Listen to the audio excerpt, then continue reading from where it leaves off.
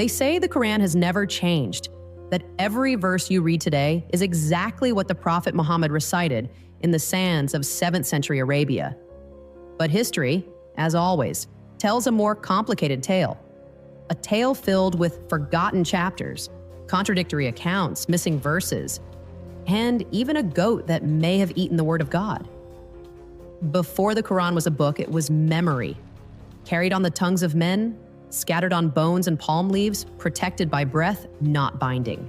This is supported by numerous hadiths, such as those in Sahih al-Bukhari, where it is mentioned that verses were written on shoulder blades, stones, and leaves, and preserved in the hearts of men.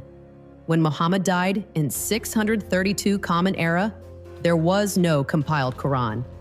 There was no master copy, just fragments, both written and spoken, dispersed across a rising empire.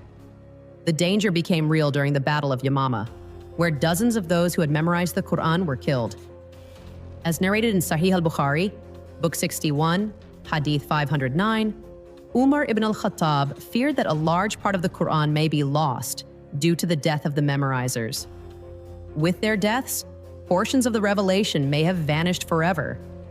That's when Abu Bakr, the first caliph, made a pivotal decision: to collect the Quran into one written volume. The man chosen for the task was Zayd ibn Thabit, Muhammad's personal scribe. His instructions were clear: find every verse from every source, parchment, memory, leather, stone, and weave them into a single manuscript. This too is detailed in Sahih al-Bukhari, where Zayd expressed the burden of this responsibility as heavier than moving a mountain. But this early collection wasn't published. It wasn't even duplicated. It was kept private, locked away with Hafsa, the daughter of Umar. And already, the narrative begins to fracture.